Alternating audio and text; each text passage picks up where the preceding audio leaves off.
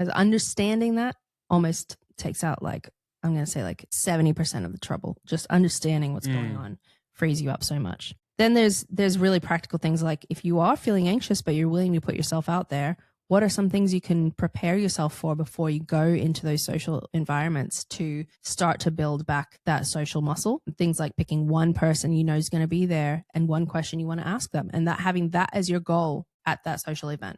And that's it. You don't have to have a huge conversation. Just have that one goal in mind, and then you can rest in knowing you've done that. So there's some practical things I'll put on there as well about you're ready to go. What do I actually do to prepare myself for that instance when I'm there to make it easier? And if you haven't had community in a while, and this is a really important one because a lot of people will be like, yeah, but where do I find friends? And I see this on the Facebook pages I'm on all the time being like, I don't know where to find friends, mostly the mum groups. It's so true. If you don't have a community that you can immediately think about, this is where I find friends, it is really hard. We are so grateful that we have church. That's a part of our everyday, every week routine, because that is an immediate community that it's not always easy. In fact, it's often not easy, especially in the beginning, to feel like you're a part of your friendships or growing a social dynamic there.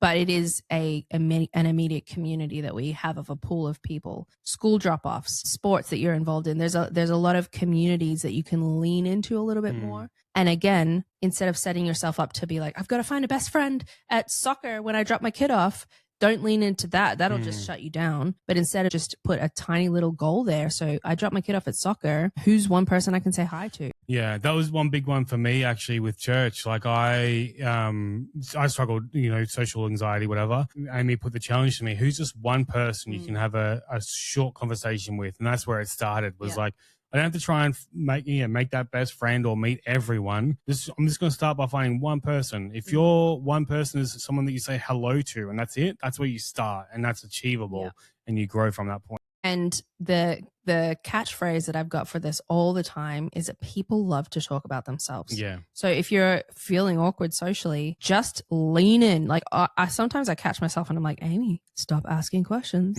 Partially because of who I am, like Blair just mentioned before. But just ask them questions about themselves, and it almost always breaks the ice. Not always. Some people are really, really hard to get answers from, but at least you've done your best. That's a really good tactic for when you're going into places. And we're also going to talk on this document about how you raise this with your partner, because it's one thing to recognize this might be out of balance. It's another thing to then raise the conversation with your partner in a way that they're going to hear it. And the reality is, a lot of the time with these things, you're not on the same page at the beginning. You're not both thinking about this topic and trying to figure out how to navigate it at the same time. This happens with us all the time. And we talked about it last episode where we were doing the declarations process together.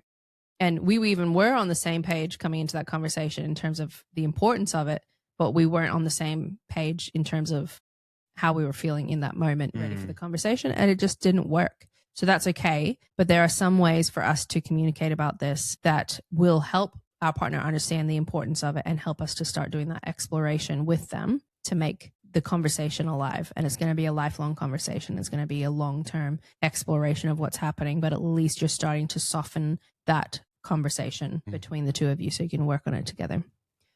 So that's the social load.